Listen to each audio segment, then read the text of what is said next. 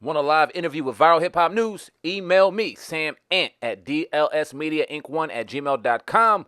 Let's go. All right, welcome to another episode of the Hip Hop Uncensored podcast. We got another one for you, live interview with Maxwell. I got Sam Ant, my co-host in the building. How you doing?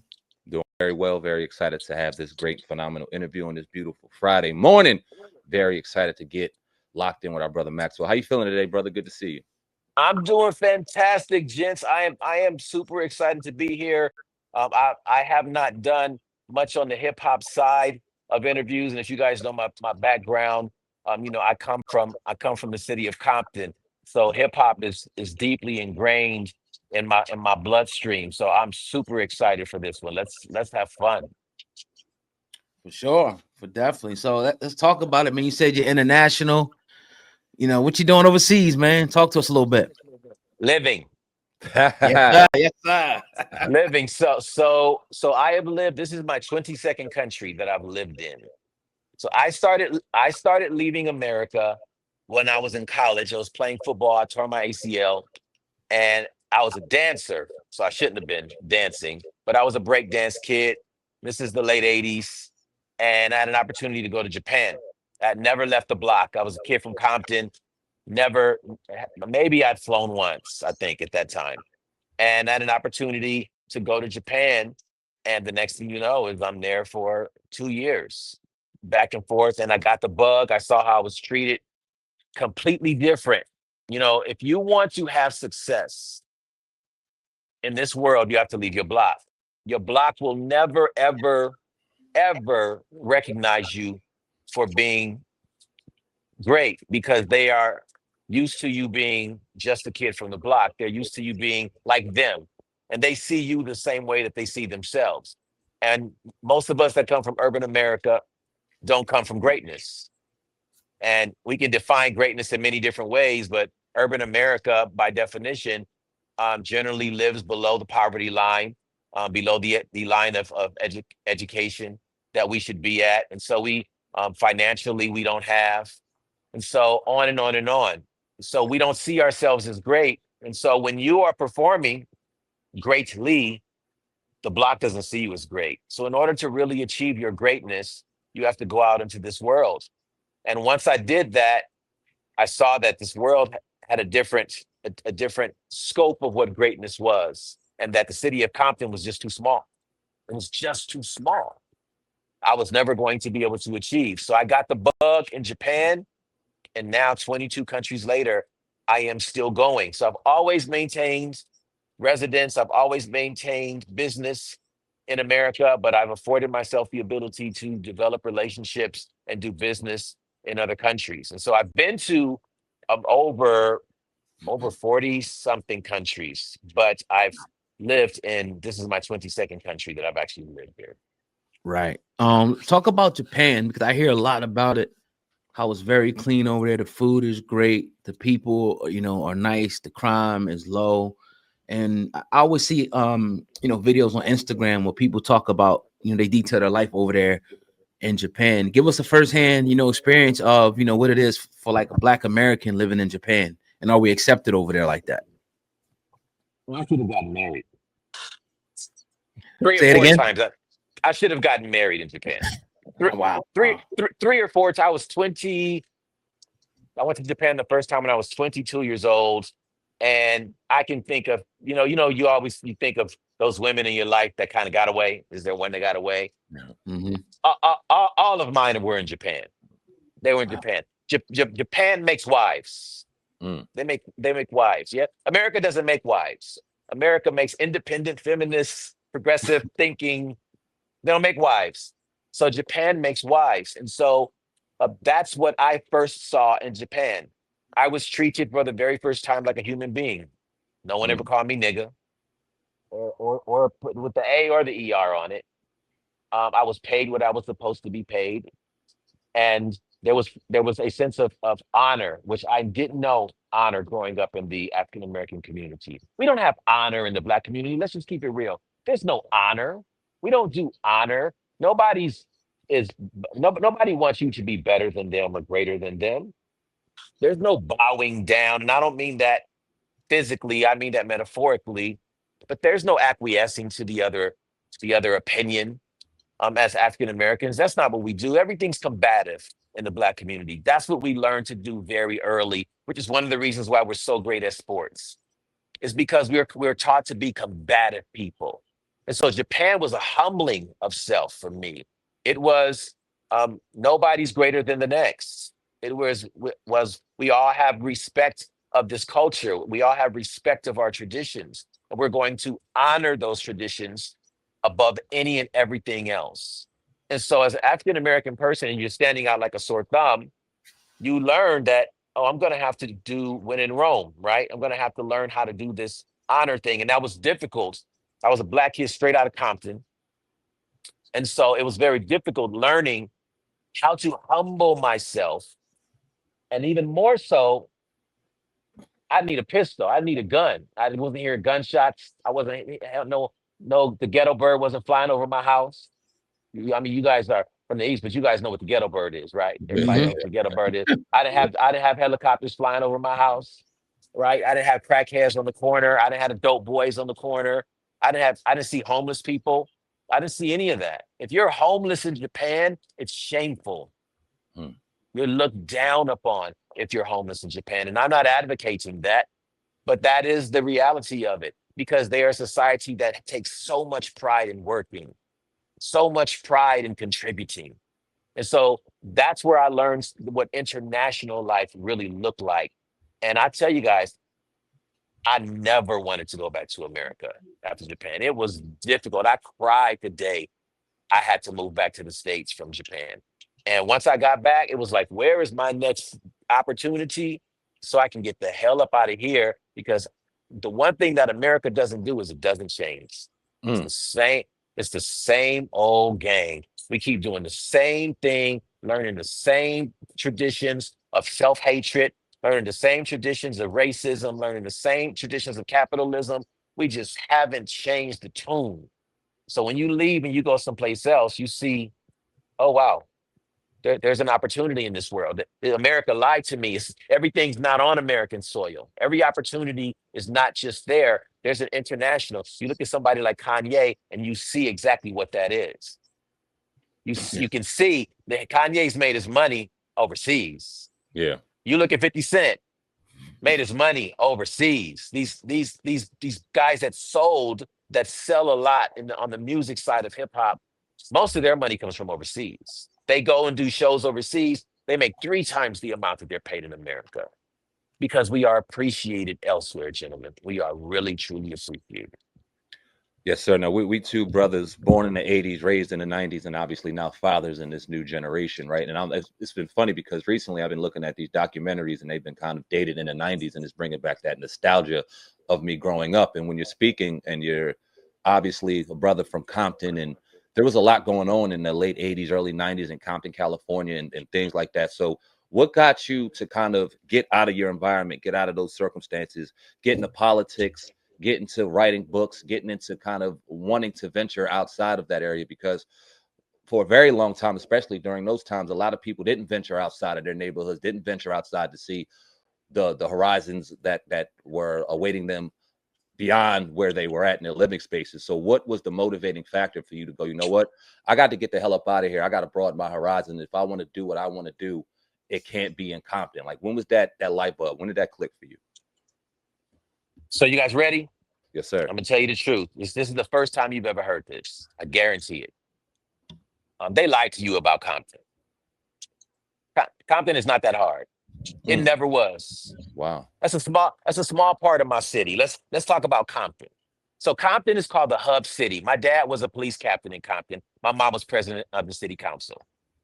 All right. Compton was called the hub city. George Bush Sr. lived in Compton. Compton was called the hub city because it was the place between downtown and the docks, where workers on both sides, workers on the white collar side that work in the banking industry could afford a home in Compton, and workers that worked in the San Pedro side could afford a home in Compton. So it was the hub, it's the center, right? And that's who lived in Compton. I grew up amongst the Black elite. I lived in an area where the people owned properties with acres of land, where farmland. There are farms in the city of Compton. To this day, right next to Compton College, that Dr. Dre said, bodies being found on Greenleaf with their head cut off. Mother effer, I'm Dre. Remember that line? Mhm. Greenleaf, when you drive down Greenleaf, it leads to Richmond Farms. Richmond Farms is nothing but big homes with property where it's still to this day where there's horses and cows, and that's Compton. So there's an elite to Compton that people did not have the ability to see because NWA came out and lied to you.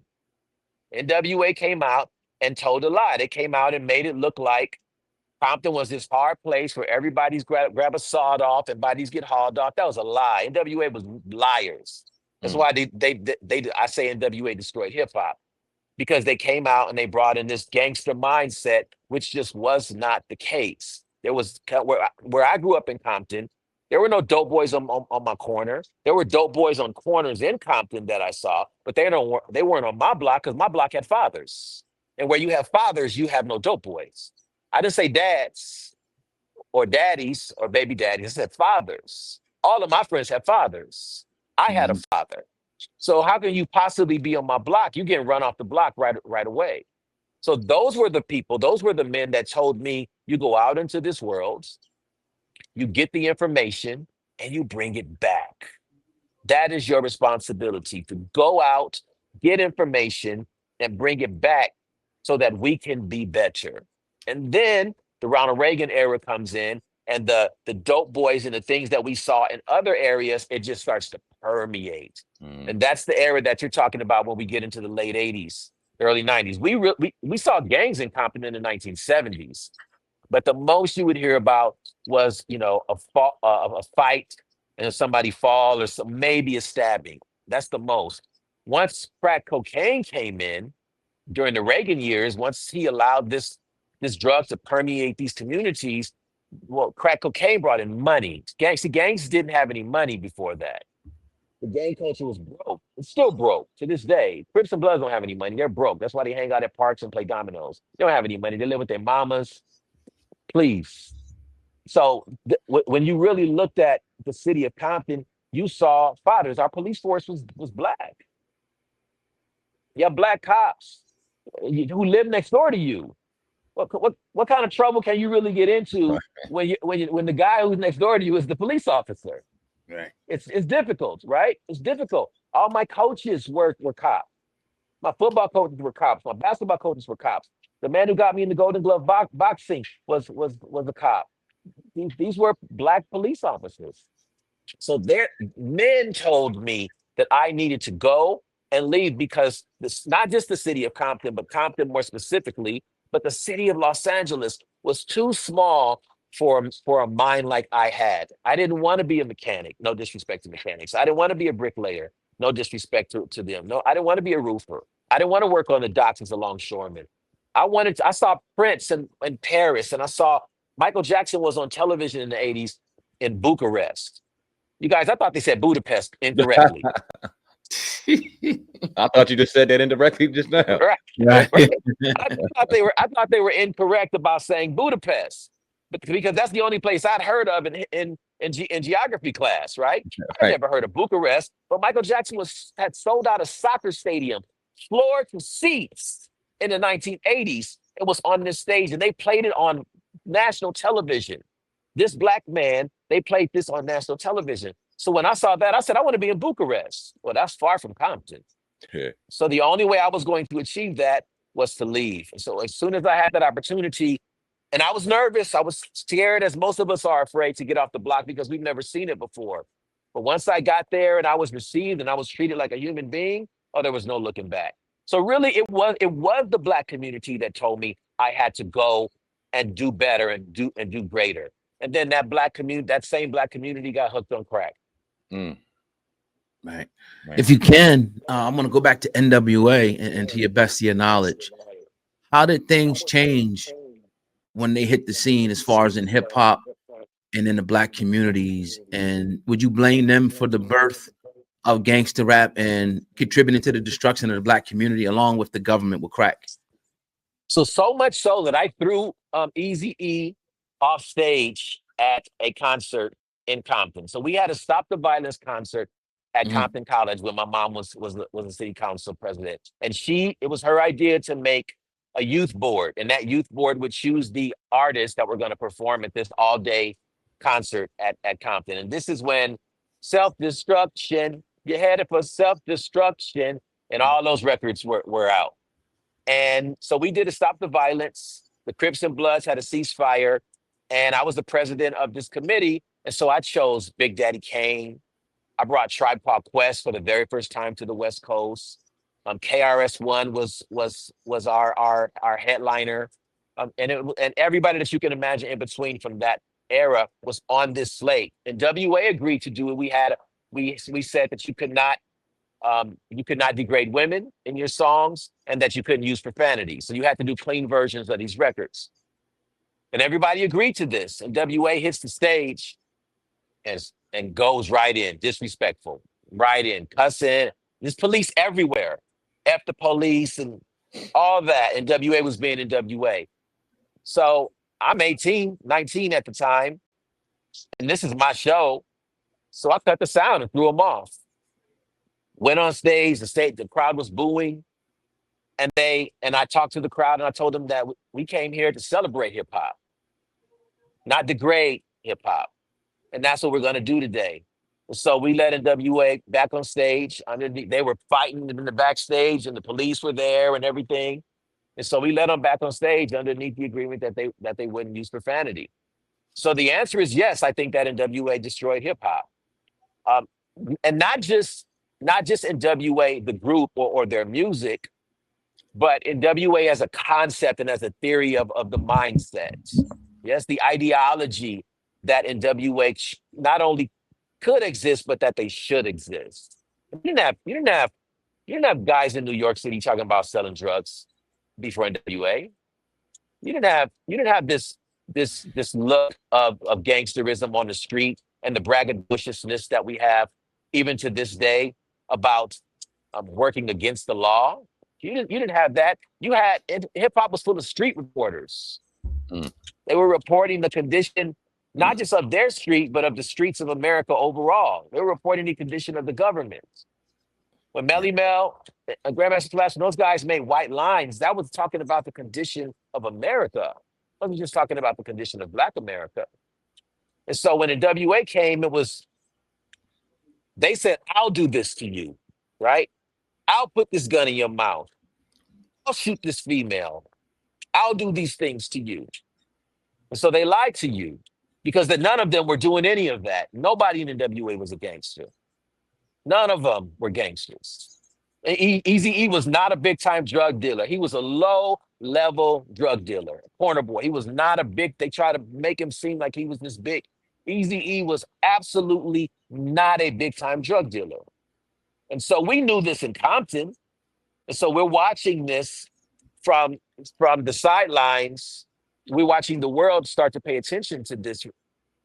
But the ideal was that Compton should be uplifted, and it was being torn down, and it was at the forefront of this new hip hop. What was hip hop was at the forefront of this movement of violence. And so, yes, I think at the same time you have the government and the Reaganomics, the Reagan years, ushering in drugs into the African American community, and this concerted effort to remove you guys, to remove me, to remove my father from our homes. And that effort was successful. And that is why we have the young thugs that we have today. That's why we have these kids today. They are the offspring of crackheads and crack dealers. You know, these are their children. During that time, right, it was like this transition, because it went from like hip hop being this, like you said, it was street reporters. There were artists articulating what was going on in their communities, and then NWA came, and it was almost like being gangster, being violent, being this other side of being Black was more popularized. And you had people like Miss C. Dolores Tucker, who was speaking out against it, and she received a lot of backlash for it. And then it was almost like this divide. It was like either you're this kind of Black or you're that kind of Black. Did you ever receive that kind of backlash when you were kind of standing up against, hey, no, we can't play this nonsense in our community. We can't put this kind of stuff out into our atmosphere. We cannot represent ourselves this way. When you really started speaking out against it, did you kind of receive any backlash when you started doing that? Yeah, I'll say it as clearly as I possibly can. Niggas will nig. Yeah, yeah. Niggas gonna nig. Period. If if I meet the Grand Wizard of the Ku Klux Klan today, he's gonna call me nigga, right? Yes, sir. That's his job. That's what he's supposed to do. I'm not mad. The question is, what am I gonna do? He's doing what he's supposed to do. The question is, what am I supposed to do? Well, doesn't the same thing pertain to black people when they choose that side, when they choose the Knicks side? The same thing is there. When we held a press conference with KRS-One and they asked him about NWA and Ice-T, and he said, I exist because they exist. And so they're going to do what they're supposed to do. Even to this day, I know I'm listening to both of you articulate, and I know that there are times when you guys are in certain circles and you articulate in the way that you do. If you don't code switch, because we do that when we're around Mhm. our people, we code switch. But if you don't, if you guys are speaking the way that you're speaking to me now as just intellectual men, they say you're talking white. Mhm. You're speaking white. Why are you trying? Why are you talking like that? Why are you speaking like right? Because we're supposed to. Our blackness is supposed to come with unintelligence, and so that's exactly what I heard. Oh man, he's trying to be white. Oh, he's trying to be this. They wanted me, and still to this day want me to dumb myself down because it makes them feel more comfortable. And that is the nature of the world, is to make those who have chosen a lower path feel comfortable on their path. And the easiest way for them to feel comfortable is for you to join them. Hmm. So, yes, that's exactly what the African American community did. We joined them. We joined them. The government said, we want you to be low. And we said, okay, well, you haven't given us anything anyway. The Democrats, the Democratic way, right? The Democratic Party way was to latch onto the government, and whatever they provide is what you accept. So that's what we did in the 80s. It's what we did in the 70s, what we did in the 80s. And so we've been trapped in that mindset ever since. And so because they've never given us anything, we're willing to accept nothing. Hmm. So that's what we see with the community to this day. And that's what we saw then. And not until I got out of America did I see that there was something else that was for me, that I was supposed to be something more, that I am something more, and you can't take it from me. You don't have the ability to take it from me. You can't stop me. You don't have that ability. It is not yours to give. You can't give me blackness. You can't take blackness away. How black was Frederick Douglass? How black was Sojourner Truth? How black was Harriet Tubman? These were not unintelligent people. How black was Martin? How black was Malcolm? Malcolm was high yellow, but I've never seen anybody blacker. Hmm. Mm.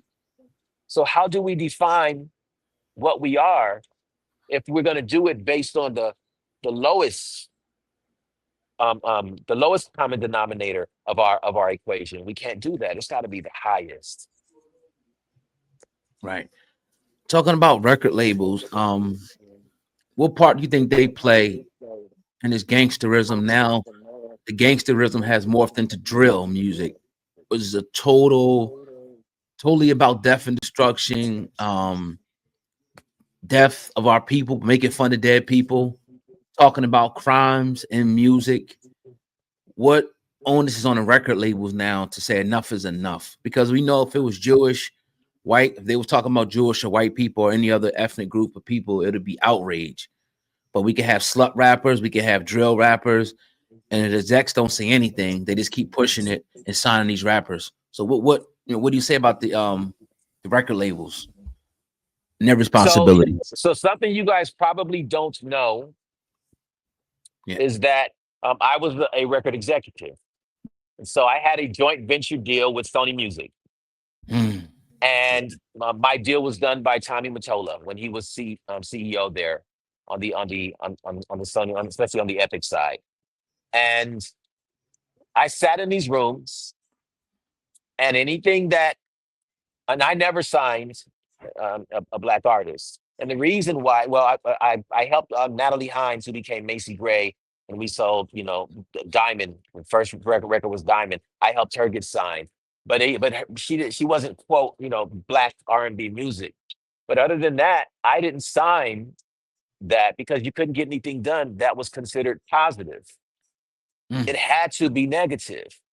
So the Wow. question is a Fortune 500 company or any company responsible for the ethical or moral treatment of a community? That's the question. Is Target or Walmart in any industry responsible for the ethical and moral treatment of that community? And the answer is no. You're Mm. responsible for that. So why do you support any entity that doesn't go with your morals? Unless those are your morals. Whew. See, I differ. Yeah. I don't think that black people disagree with these messages. I think that we absolutely agree with the messages of these thugs. We absolutely want to be Scarface. We idolize it. We idolize the guns we idolize that because we were never given any opportunity to have power. And to us, that's power. We Wow. see it as power. Although low level power, it is perceived as power. And so we do want the violence. If we didn't want it, then why do we have it? Is there a white man going to each black block every single day or every single month or even every single year saying, hey, don't forget, got to be violent. Don't forget, gotta not pay your bills. Don't forget, you gotta have bad credit. Don't forget, don't forget, don't forget, don't forget. We remind each other that we need to be destructive. Black people tell each other that they need to be destructive. Oh, nigga, you tripping. You on that. We tell each other that you need to be destructive because we like it. We like to be violent. We like to go around and have multiple baby mamas and not pay, not support our children. Cam talks about he's got all these children as though, oh, I pay for my kids, as though spending money for children is the way that you raise healthy kids. Like we like this stuff. We tune in to Charleston White say the worst things about black women. We watch Whack 100 come and playing Pyru. We like this stuff. It's entertaining. We like to see the court gesture and the circus clown. Mm. Mm. It's entertainment for us. Yeah. So no, I don't blame the corporations for being corporations. Sony or Universal or whomever else you name, Nike included, they don't care about you. They're not in business to care. They're in business to sell. And they would change their message the moment that you stop buying their current message. So the question is, why do we continue to buy the messaging of today's record companies?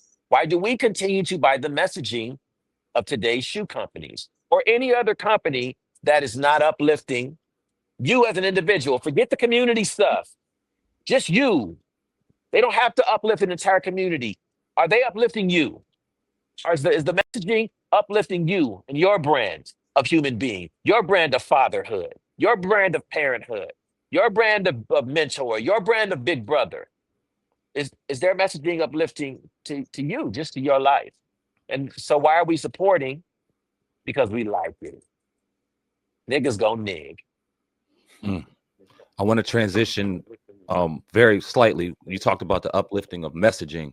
I want to kind of transition that into politics, right? Because like never before, we've had the capability to kind of look at our political sides and express ourselves with social media and things about our political sides. And you see a lot out there about everything. But my question to you is, sir, where do you think our advancement as black people have gone when it comes to politics? Do you think that there is one side that is better than the other, or do you think that, and like in my opinion, it still kind of falls under the same umbrella, and we had to do some more self-checking before we could think any of these political lines could do anything for us? But what is your thoughts on the current political climate as it pertains to black people?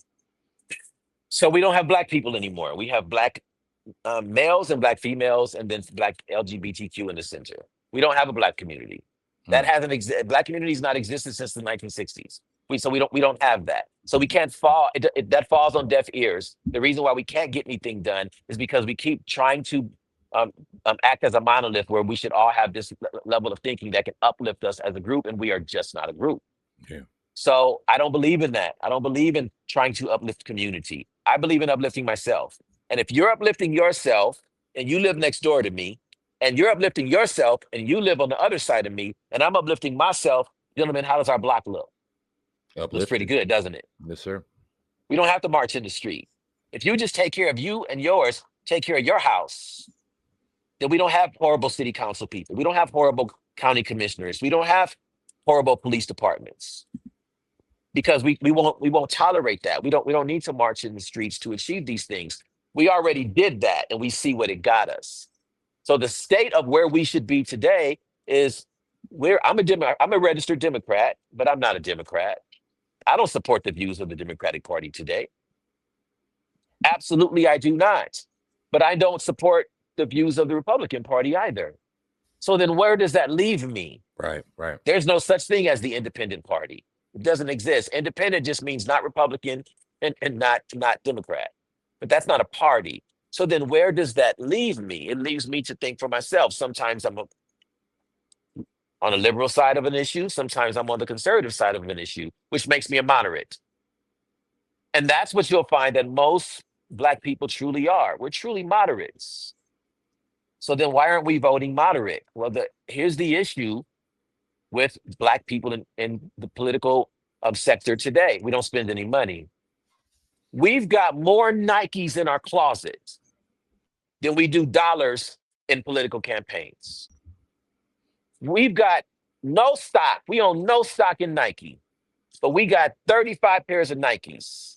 Some of us got 3,000 pairs of Nikes in our closets, but we haven't spent $1 on a city council race. Look, whoever you buy is who you own.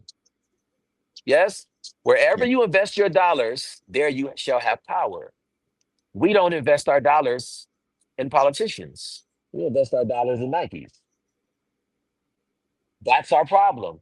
So if Black people really want to do what it takes to get power in this nation, then we do what it takes to get power in this nation, which is spend your money on power. Power is in politics. How do you get that power? You spend money on political campaigns. When you spend money on a political campaign, what do you get to do? Tell them what you want. What do they have to do if they want to continue to get your money? Deliver.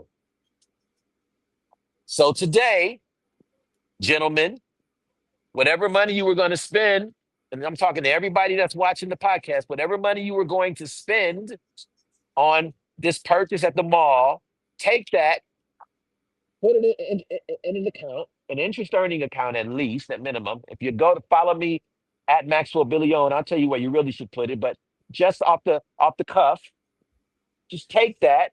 You can put it in your mattress if you want, but invest it into a political campaign, a 501c3 or 501c4, where you get a tax benefit and now you get a voice.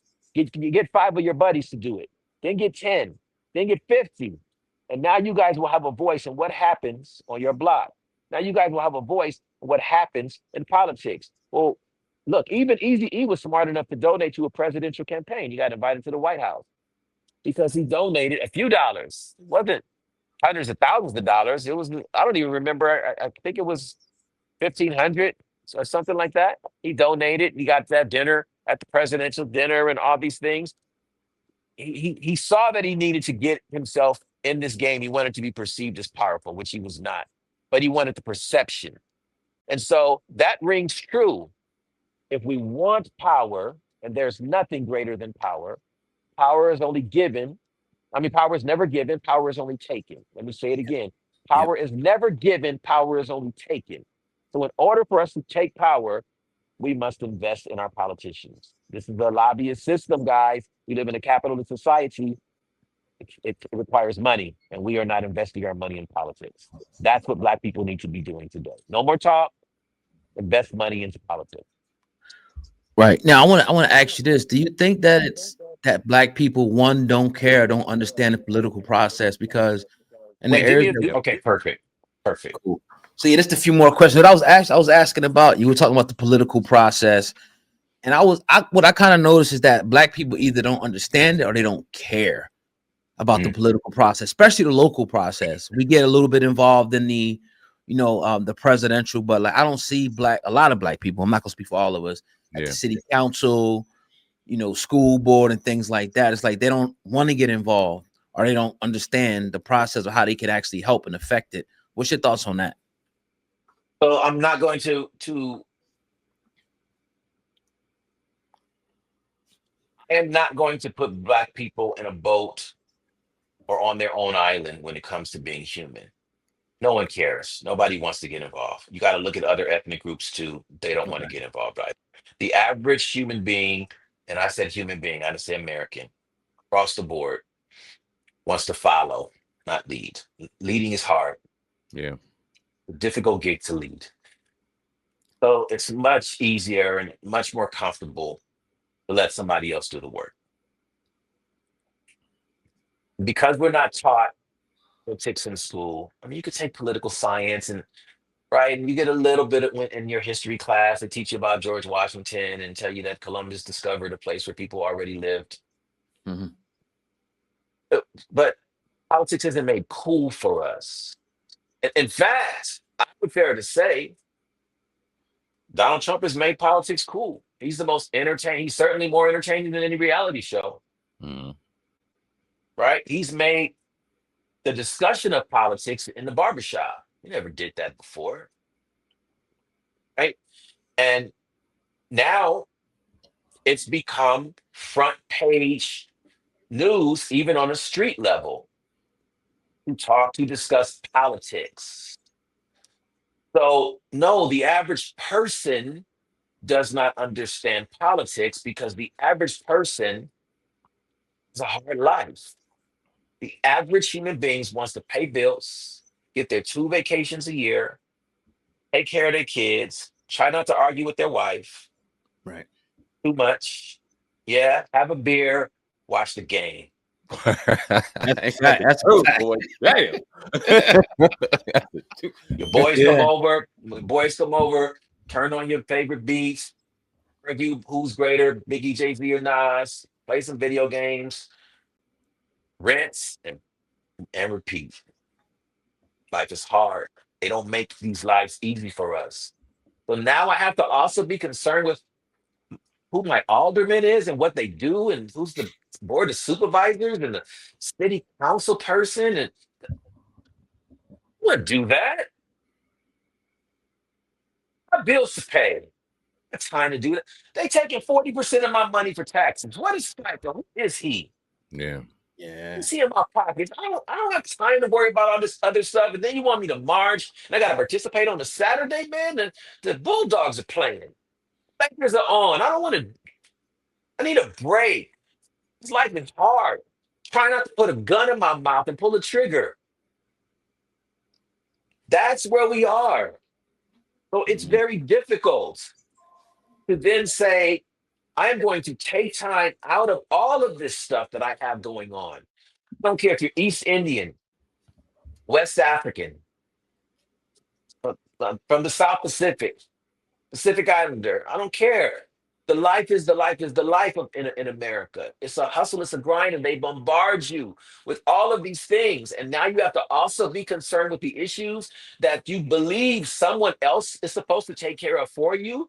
That is the hardest part about being a Democrat is we believe in big government. We want the government to do all these handouts, and you're taught this stuff from birth. They breed you into this. You don't have a choice. Don't believe that you have a choice. How can you have a choice?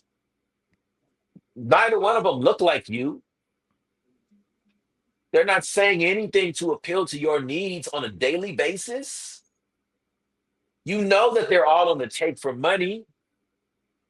You see it, you hear it. But why would you be interested in involving yourself in something where you feel that you have no power to make change? No power to turn anything around. And that's the issue. The presidential campaign forces you to take a side. It's in your face. You cannot avoid it. It's on social media. It's on social networking pages. It's on national media. It's on the podcast. They force it into your face. You are forced to take a position whether you like it or not. Your boy's gonna call you and talk about it in the barbershop, the dudes in the dice game on the block. It's everybody's gonna talk about it. So you're forced to take a position. City council doesn't do that. The local races don't do that. And so because you didn't learn it in school, you have no interest in it. It's not made sexy, right? Athletes rarely talk about it. Entertainers rarely talk. You see, Beyonce or somebody like that might talk about it. Oprah might, but you don't relate to them. They're not relatable. So that's the issue is that it's kind of like marriage. Why don't more men get married? For the same reason more people don't participate in the political sector.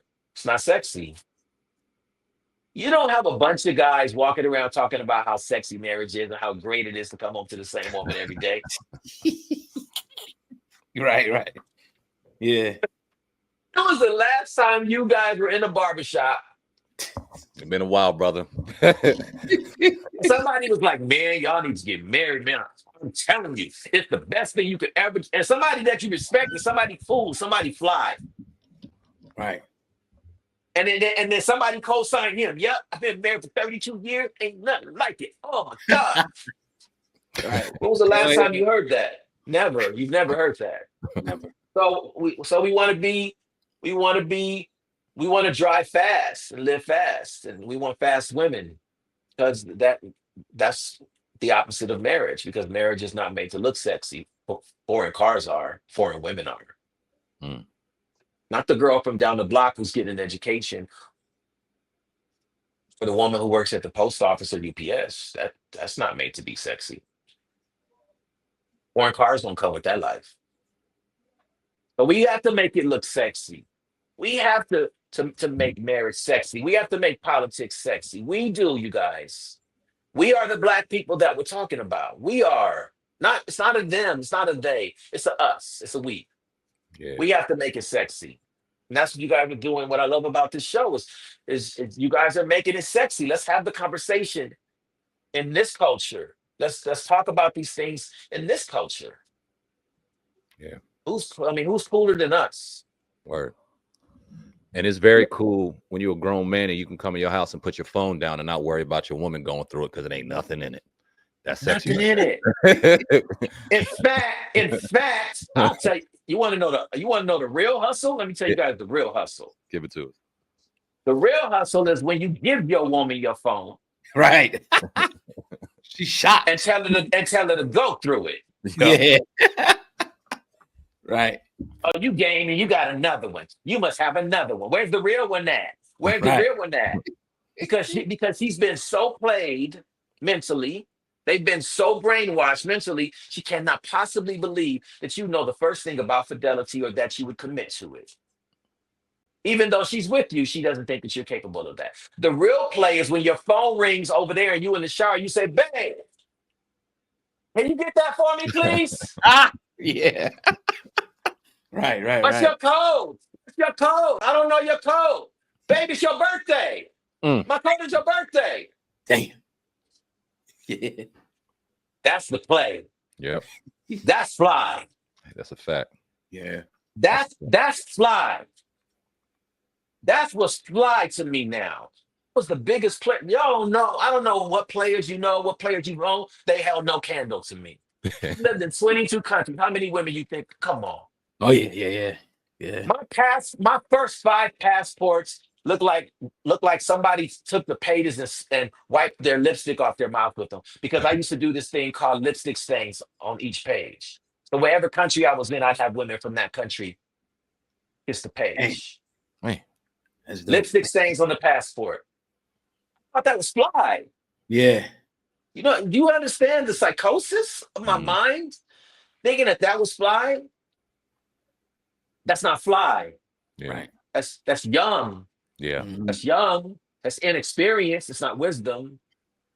Now what's fly is, babe, get my phone. Where's my phone, sweetheart? Oh, babe, you know what? I left it in your purse. Never mind. I don't need it. But be right here anyway. So just go, babe. Just go.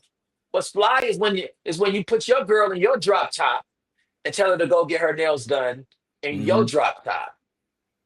And Yeah. you left your phone in the car. Mm. And your phone blowing up the whole time. And you like, where's my phone? Oh, it's in the car. She can't even call you because she got your phone. How do you think that woman's gonna behave when she gets to the house? What do you think she's gonna do? Hey, Yeah. Hopefully she daddy, doing a I lot. love my dirty girl.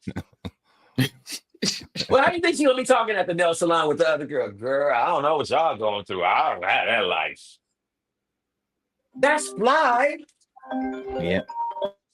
That's fly. We're looking at other baddies. It's like we're looking at other political parties. It's the Mm. same thing, guys. Hmm.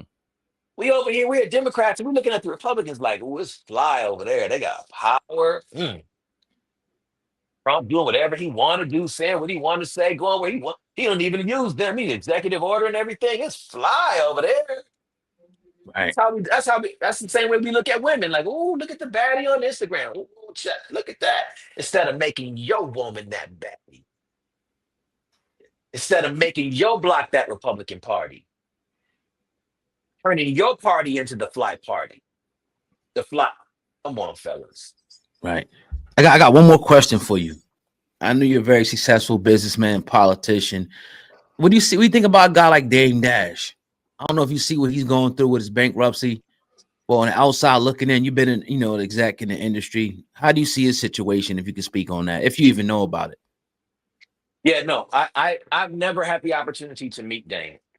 Okay. I have a lot of respect for Dame Dash.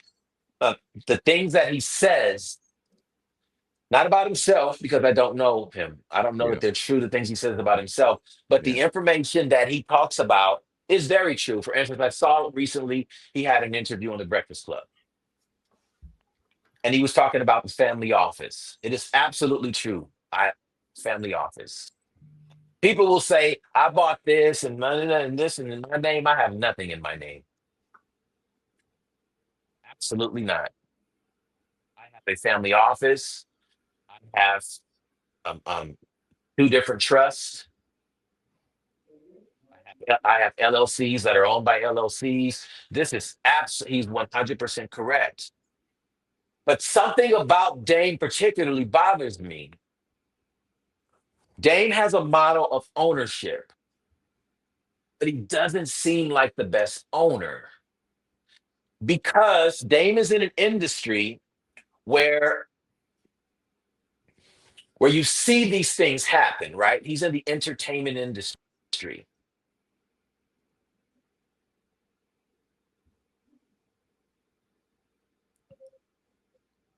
Still with us?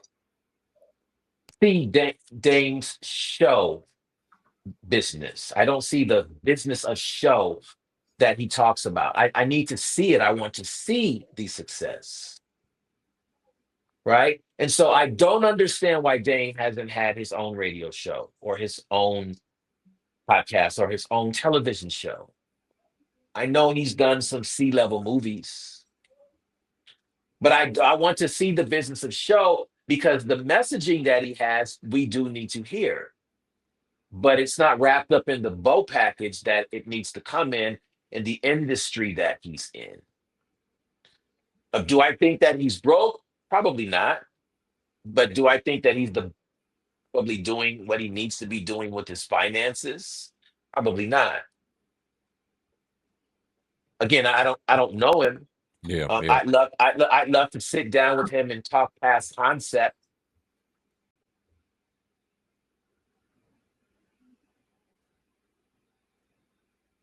about the reality of it. Absolutely, because we need the Dame Dashes. Look, everything that Jay-Z's done, he learned from Dame. Let's just be honest. Dame was the guy talking about art and Basquiat and all that. Dame was the guy talking about art galleries in Paris and Milan. Remember?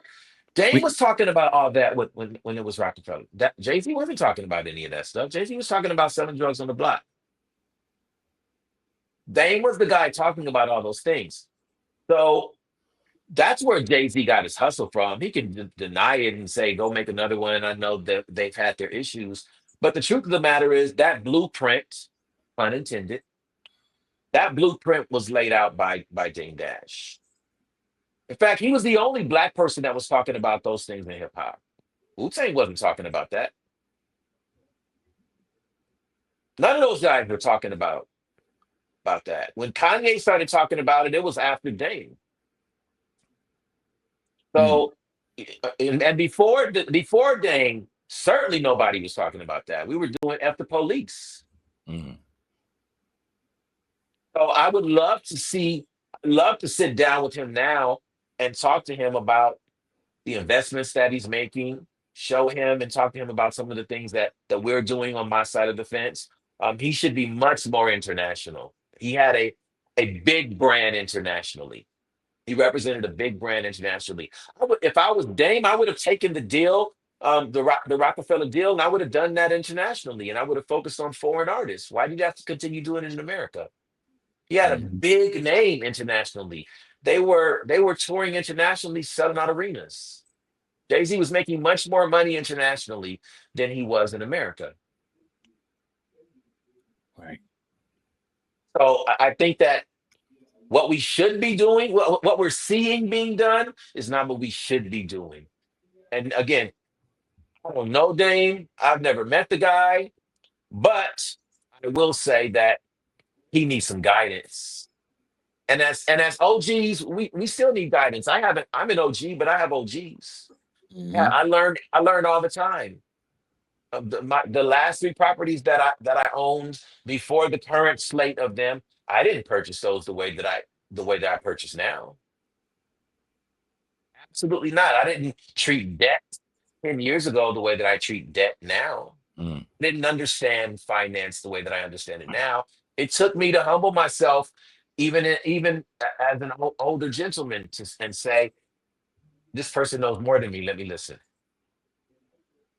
And Dane doesn't do that. He does all the talking. He does all the talking. It's time for him to listen. Very well said. Yeah. So we did lose your picture. Can you see him, or was it just me? Nah, I can't. I can hear you clearly, but I can't see you. Yeah, yeah. Your picture went out for a second, but I don't know what happened, but you guys sound like Alvin and the Chipmunks now. Uh oh. oh, oh shit. Yeah, you went fade. You went blue too, bro. Are you guys hearing I the did. same thing I'm hearing? We can hear you clearly. Yeah, I can hear and see you clear. You guys can hear me clearly? Yes. Yes. Okay, so we'll do it. We'll Involved do in it. the nonsense that he's involved in, but you just kind of looked at it from an outside perspective and gave some real talk, man. I think one of Dame's biggest problems is he don't listen. Yeah. You know what I mean? We all need to listen. When none of us are above listening. And you know what I mean? And Dame just refuses to do that. I think that's one of his biggest flaws. But very well Yeah, said. because he clearly has the talent, Yeah. right? He clearly has the gift of gab. And oftentimes when we have the gift of gab, I've got it. We don't want to listen. We want to be the one talking. And so I've always said that that was his biggest issue, even in the music industry. I understood that he represented that brand and he was building a brand and he had a vision for that brand. But the way in which he conveyed the messaging, it would cause people to shut down. And so if you're going to be a leader, you've got to find out what the other side needs to be led. And and he just does not do that. And the scary part about it is that he's still that way. And sometimes, right, you can't teach an old dog new tricks. Mm-hmm. Now, look, I'll be honest. If I met Dane today, I'd offer him a deal to do a television show. I mean, you guys, I assume you both know that I did TV. I would offer him a deal to do a television show. Dane would probably want to own that show, and I'd let him. I'd own it too. Right. I'll say, but Right. right. I'd own it too. Right. But everybody can eat. But why doesn't he have that? Because he's super entertaining. I think it's exactly what I know that's what it is because we've all watched this movie long enough. It's been 20 years of Dame Dash doing the same thing. Mm-hmm. talking, talking, talking, and not listening. And so now he's lost the respect of guys that are not even respectable, like Charlemagne. And I don't watch the Breakfast Club. The Breakfast Club has allowed a couple of things to be said about me, and I didn't get the platform there to go on and argue my point. And so I don't listen to them. But my nephew who's from Compton and now lives in Turkey and is on his way to Thailand and Japan in a week and spends his birthday on the Swiss Alps skiing in Switzerland. As a black kid from Compton that I raised. So My nephew keeps his ear to that grind, and so he hits me and says, "Oh, you gotta watch this interview with Dame. I want to know what you think." And he's your age, gentleman. Right. And so I watched it, and I said, Charlemagne's not even respecting this guy. And Charlemagne is the guy that used to smell women's farts on the chairs of the Breakfast Club. You guys remember this? yep. Yeah. He can't escape that. He can't escape that. And so when that guy doesn't even respect you, something's not right. When that guy's talking back and trying to talk over you and interjecting, something's not right. And I see that Dane, there's a self-esteem issue there. You know, he always wants to say, if this was the street, I'd punch you in the mouth. But this is not the street. And why are you still talking about the street? You're a 50-year-old man. Right. Right. Yeah. Dane Dash, you are a 50-year-old man. Why are you talking about the street? Right. He wants to see still talk about drugs. You know, back when I was selling drugs. Why are you talking? That's shameful. You used to sell drugs to black people? That was your thing? That's shameful. There's nothing. Anybody that's talking about that now, like that's shameful. That's not an accolade. You can't put that on your dossier of life of one of your achievements, philanthropy and drug dealing. Right. Those don't go together. So Dame I see that there's some self-esteem issue here. But he's going to therapy. I like that. But the issue with the finances has seemed to be prevalent in his life. It seemed that's the right it's on repeat. That continues to happen. So at some point, if you don't know how to treat your finances, you've got to say, I'm going to hire the person that does. Or I'm going to hire that person to teach me how to do that. And when that ego is there, that green monster, you guys, and that's what I see with him is that he just, as you just said so pointedly, he just won't listen. Yeah. Yeah. For sure. Well, yeah, we definitely appreciate Maxwell Bellieon on the Hip Hop Uncensored podcast. Let everyone know, where they can find you. You have any, books or websites, anything? The floor is open for that. So I have two best-selling books that I've written. Okay. The first one is called Death of the Cheating Man. I think I wrote Death of the Cheating Man. That had to be 2008, maybe. And it talks about how I beat infidelity, and then it also is a guide to women on the types of cheating men that are out there. And we're going to come back and talk about that because For sure. this infidelity thing in our community, especially, is really prevalent in hip hop. Hip hop is like the military, you guys.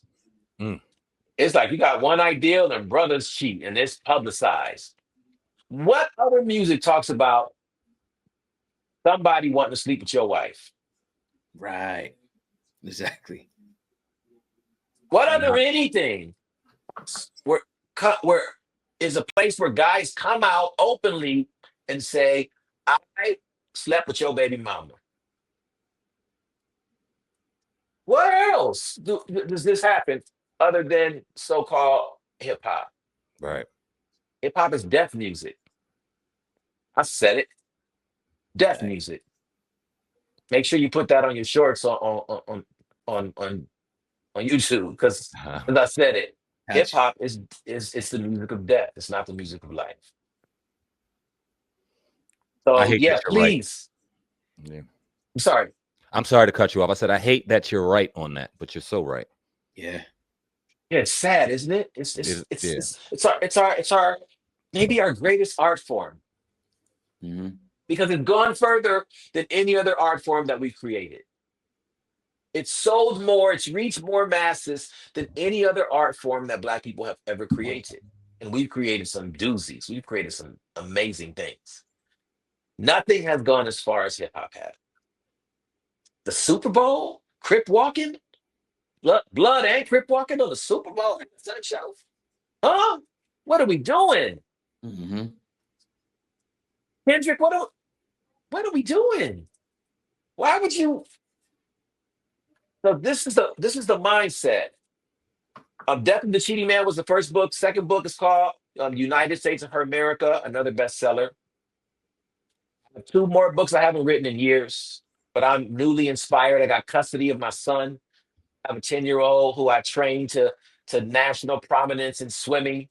Nice. He's a monster. Yeah, he's gonna be trust. He'll be the first Black athlete to win the fastest man in the world gold medal in swimming. My son is just a monster in the swimming pool. And I'm his Richard Williams. I'm his coach. So I had to really go and learn and study this craft of swimming.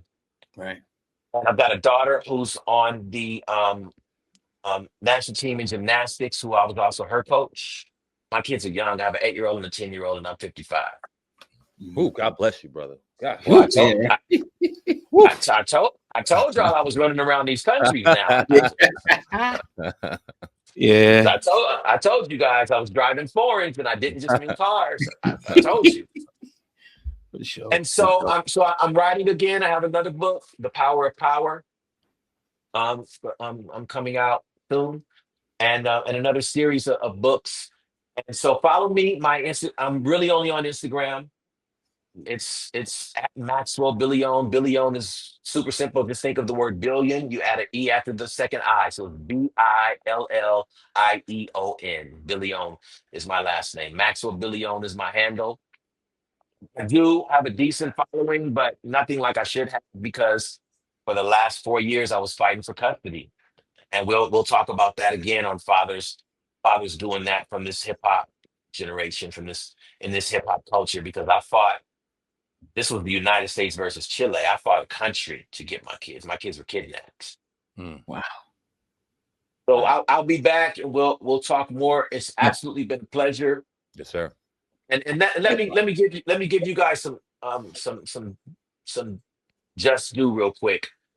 During this dialogue, we've talked about many things: the tonality, the intonation, the phonation, the pitch, the articulation that you gentlemen have used coming from this culture is not something that we see very often. So I commend you for that, because so often we think hip hop is supposed to sound gutter and gully, and it's supposed to not be intelligent at all. And so sitting here for an hour and talking with you two intellectual brothers, erudites, highly learned, it's not something that we see. This is what people need to see. So by all means, you promote this. And don't be surprised if I call you to do some business and want to put some money into it. Don't be surprised, because I like to do business. I like to do business. I like to do business. Appreciate you. Yeah, very grateful of that. We like to move in a certain way. We pride ourselves in doing it, whether it's criticized or whether it's noticed. And we definitely appreciate you noticing, and definitely can't wait to have you back on.